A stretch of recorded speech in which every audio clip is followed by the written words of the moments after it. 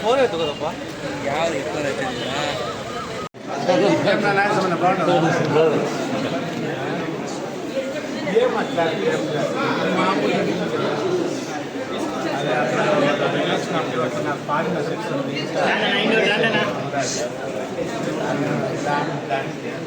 ಯಾವುದೋ ಕ್ರಿಯೇಟ್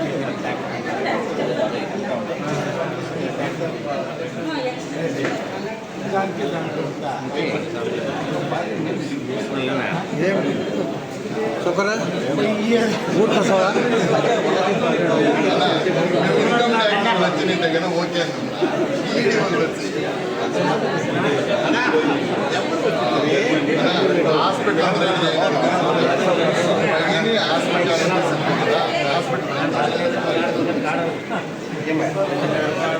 అదే వాళ్ళకి ఎవరిని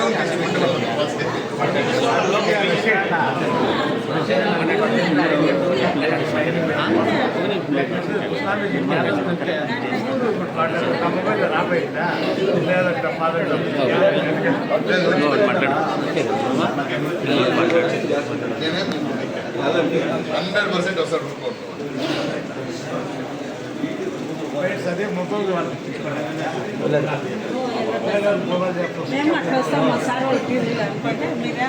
అట్లా ఐదు రండి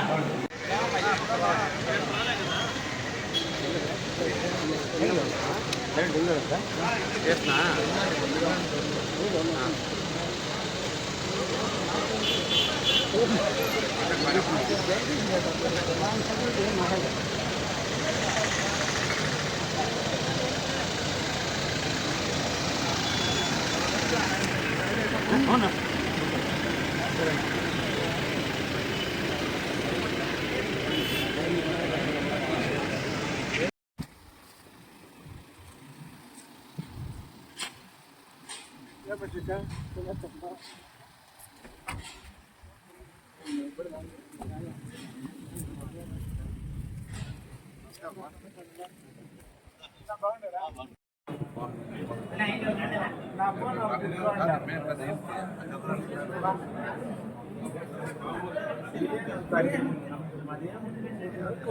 మీ వస్తారు పండుగ పండుగ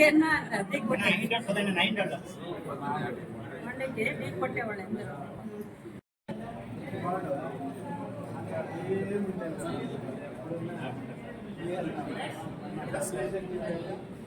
ఏమో వచ్చిన చూసుకోండి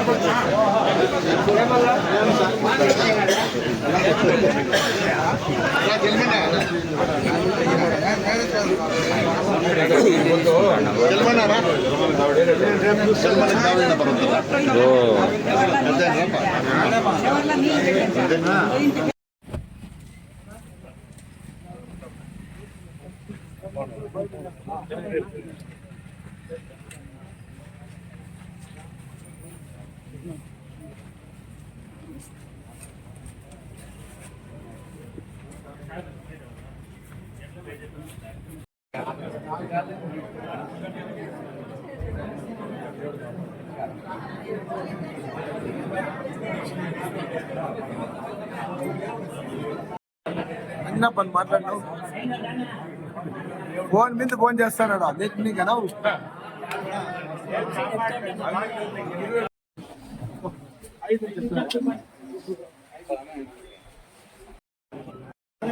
ఏమని చెప్పా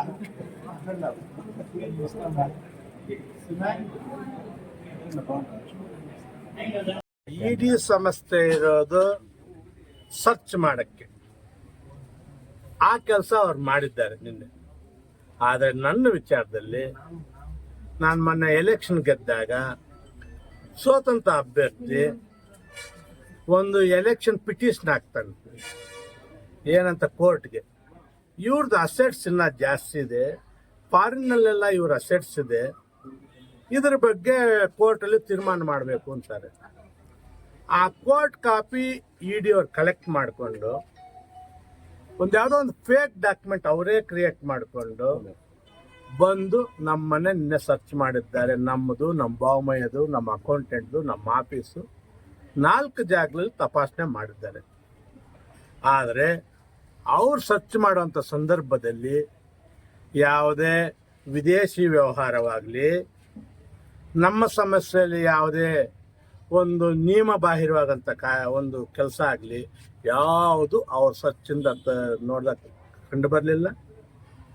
ಅವ್ರಿಗೂ ನಮಗೆ ಕೆಲವು ಅವ್ರಿಗೆ ಏನು ಡೌಟ್ಫುಲ್ ಇತ್ತು, ಕೆಲವು ಕಾಗದ ಪತ್ರಗಳನ್ನು ತಗೊಂಡು 14ನೇ ತಾರೀಕು ಇಡಿ ಆಫೀಸಿಗೆ ಬರಬೇಕು ಅಂತ ಹೇಳಿದ್ದಾರೆ. ನಾನು 14ನೇ ತಾರೀಕು ಅವ್ರಿಗೆ ಭೇಟಿ ಮಾಡಿ ನನ್ನಲ್ಲಿರುವಂಥ ಸತ್ಯಾಂಶವನ್ನು ಅವ್ರು ತಿಳಿಸುವಂಥ ಕೆಲಸ ಮಾಡ್ತೀನಿ. ನಾನು ಬೇರೆಯವ್ರ ಥರ BJP ಅವ್ರು ಮಾಡಿಸಿದ್ರು, ಇನ್ನೊಬ್ಬರು ಮಾಡಿ ನಾನೇ ಅಲ್ಲಲ್ಲ. ಅದೊಂದು ಇಡಿ ತನಿಖಾ ಸಮಸ್ಯೆ ಮಾಡಲಿ, ನಷ್ಟ ಆಗಿರೋಂದೆ ನಾನು ಸತ್ತಿನಾಗಿದ್ದರೆ ನಾನು ಸತ್ತಿನಾಗ ಹೊರಗಡೆ ಬರ್ತೀನಿ.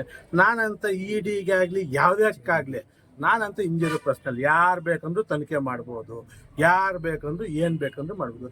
ನಾನು ಎಲ್ಲದಕ್ಕೂ ಸದಾ ಸಿದ್ಧನಿರ್ತೀನಿ. ಬಟ್ ಆದರೆ ದುರ್ಬಳಕೆ ಅದಕ್ಕೆ ಇಷ್ಟ ಹೇಳೋದು, ನಿಮ್ಮ MLA ಇರೋ ತನಕ ನೀವ್ಯಾವತ್ತು ಅಂಜೋ ಕೆಲಸನೇ ಮಾಡಬಾರ್ದು. ಯಾಕಂದರೆ ನಿಮ್ಮ MLA ಯಾವತ್ತು ನಿಯತ್ತಾಗಿರ್ತಾನೆ. ಪ್ರಾಣ ಹೋದ್ರು ಮೋಸ ಮಾಡೋದು ಮತ್ತು ಬೇರೆ ಥರ ರಾಬರಿ ಮಾಡೋಂಥ ಕೆಲಸ ಅಂತೂ ಮಾಡಲ್ಲ ಅನ್ನೋ ಮಾತು ನಮ್ಮ ಕಾರ್ಯಕರ್ತರಿಗೆ. ಈಗ ಸದಾ ಜನಗಳ ಮಧ್ಯೆ ಇದ್ದಂಥ ತಾವು ಸುಮಾರು 22 ಗಂಟೆಗಳ ಕಾಲ ಇಡಿ ಅಧಿಕಾರಿಗಳ ಜೊತೆ ಇದ್ರಿ, ಹೇಗನಿಸ್ತು ಇವನ್ನ ಅದೊಂದು ಅನುಭವ? ಈಗ ಇಡಿ ಅಧಿಕಾರಿಗಳ ಜೊತೆ ಇದ್ದಾಗ ನನಗೆ ಸ್ವಲ್ಪ ಅದು ಇರಿಟೇಟ್ ಆಗುತ್ತೆ, ಎಲ್ಲರಿಗೂ ಆಗುತ್ತೆ, ನನಗೂ ಆಗಿದೆ. ಬೆಳಗ್ಗೆಯಿಂದ ಬೆಳಗ್ಗೆ 6:30 ಬಂದವರು ರಾತ್ರಿ 4:30 ತನಕ ಇದ್ದರು. ಸುಮ್ಮನೆ ನಾನು ಇಲ್ಲ ಅಂದರೆ ಇಲ್ಲ ಇದೆ ಅಂತ ಅವ್ರು ಕೇಳೋದು, ಈ ಪ್ರಶ್ನೆಗಳಿಗೆ ಸ್ವಲ್ಪ ಇರಿಸುಮುರ್ಸು ಆಗುತ್ತೆ. ಆದರೂ ನಾನು ಯಾವುದೇ ಕಾರಣ ಅದನ್ನೇನು ಹಚ್ಕೊಳ್ದೆ ನಿಯತ್ತಾಗಿ ಅವ್ರಿಗೆ ಮಾತನಾಡಿದ್ದೀನಿ. ಬೆಳಗ್ಗೆಯಿಂದ ಸಾಯಂಕಾಲ ನಮ್ಮ ಜೊತೆಯಲ್ಲೇ ಇದ್ದು ನಾನು ಅವ್ರಿಗೆ ಹಂಗೆ ಸ್ಪಂದಿಸಿದ್ದೀನಿ. ನಾನು ಯಾವುದೇ ವಿಚಾರದಲ್ಲಿ ಅವ್ರನ್ನ ಬೇರೆ ಥರ ಎಲ್ಲ ನಾವು ಮಾಡಿಲ್ಲ. ಬಟ್ ಸ್ವಲ್ಪ ಎಂಥವ್ರಿಗೂ ಇಂಥ ಇದು ಬಂದಾಗ ಸ್ವಲ್ಪ ಇರಿಸುಮುರ್ಸು ಆಗುತ್ತೆ. ಇಡಿ ತನಿಖೆ ಸಹಜವಾಗಿ ಮಾನಸಿಕ ಹಿಂಸೆ ಅಂತಾರೆ, ತಮ್ಗೇನು ಅನಿಸ್ತು? ನಿನ್ನೆ ಮಟ್ಟಿಗೆ ನನಗೇನು ಅನಿಸಿಲ್ಲ. ಮುಂದಿನ ದಿನಗಳಲ್ಲಿ ಅವರು ಮುಂದೆ ಹೋಗಿ ನಾವೆಲ್ಲ ಅವರು ಇದ್ರ ಬಗ್ಗೆ ವಿಚಾರಣೆ ಮಾಡೋ ಸಮಯದಲ್ಲಿ ಹಂಗಾಗ್ಬೋದೇನೋ. ನನ್ನೇನು ಸಾಯಂಕಾಲ 7-8 ಗಂಟೆ ತನಕ ನಾನು ಆಮೇಲೆ ಲೀವಿಂಗಲ್ಲಿ ನಾನು ಇದ್ದೆ. ಒಂದು 7 ಗಂಟೆ ಮೇಲೆ ಅವ್ರು ವಿಚಾರಣೆ ಮಾಡಿದರು. ಅವ್ರಿಗೇನಿದ್ರು ಮೇಯ್ನ್ ಉದ್ದೇಶ ನನ್ನ ಫಾರಿನಲ್ಲಿ ಅಸೆಟ್ಸ್ ಇದೆ ಅಂತ, ನಾನು ಇಲ್ಲ ಅಂತ. ನಾನೊಂದು ಕೊನೆದಾಗ ಅವ್ರಿಗೆ ಚಾಲೆಂಜೇ ಮಾಡಿದೆ, ಅಕಸ್ಮಾತ್ ಫಾರಿನಲ್ಲಿ ₹1 ಇನ್ವೆಸ್ಟ್ಮೆಂಟ್ ನಂದಿದ್ರು ಎಂಟೈರ್ ನನಗಿರುವಂಥ ಆಸ್ತಿ ಎಲ್ಲ ನಿಮ್ಮ ಸರ್ಕಾರಕ್ಕೆ ಬರ್ಕೊಡ್ತೀನಿ ಅಂತ ಹೇಳಿದ್ದೀನಿ.